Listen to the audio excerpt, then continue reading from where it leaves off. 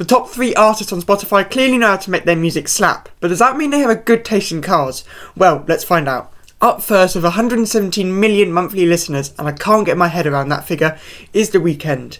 Possibly one of the more underrated artists out there, with his biggest hits being Blinding Lights with over 4 billion streams, Starboy, which is my personal favourite, and The Hills too. Among the usual Mercedes-Benz G-Class and Bentley Mulsanne, he also owns a McLaren P1 in a rather lovely specification. For some backstory, the McLaren P1 is one of the Holy Trinity cars. This is because it launched at a similar time to the Porsche 918 Spider and the Ferrari LaFerrari, both of which were incredibly special cars and capable cars in their own right. The McLaren P1 really stands out for me though, because it set the precedent for future McLarens and was a technical masterpiece.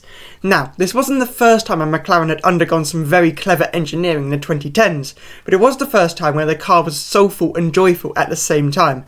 The McLaren P1 was the sort of car which didn't just beckon you to go around that corner for a second time, it manipulatively forced you to as well. Along with its sheer driving joy and genuine usability on a daily basis, the P1 has to go down in the history books as one of the best cars produced by mankind.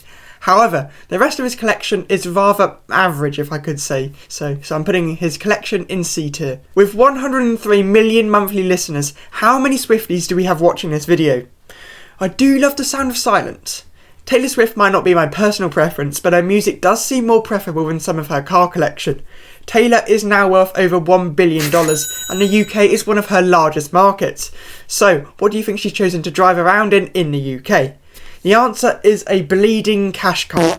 Now, I personally think driving around in humble cars like the old Honda Accord is pretty cool, more so than driving around in some mid-spec Lamborghini Urus. However, the Qashqai is a spiteful car, driven by some of the worst drivers on the UK roads, after the Duke of course. The Qashqai's biggest issue is its averageness. It isn't class leading in any way, nor is it remotely interesting. Taylor does have some redeeming cars in her collection like the Audi R8 and Porsche 911 Turbo and the Ferrari 458, but there's nothing special about these cars either. Therefore, I'm sorry Taylor, but you're going in F tier. The number of Drake songs on my playlist is getting out of hand. Fortunately, I'm not the only one who shares the same passion, or should I say passion fruit, for his music, as with over 85 million monthly listeners, he's the third most popular artist on Spotify. Apart from having his own whiskey brand and accounting for 5% of Toronto's tourism revenue in 2018, Drake has a pretty extravagant car collection. Firstly, there is a McLaren 675 LT, arguably the best McLaren you can buy today. The 675 LT is essentially a lighter, faster and harder version of the 650S, and it delivers on that promise. It's no wonder McLaren won Top Gear's Manufacturer of the Year back in 2015. However, there's more to his collection than that. The Mercedes SLR is one of the most rarest cars out there, chiefly because of its engine.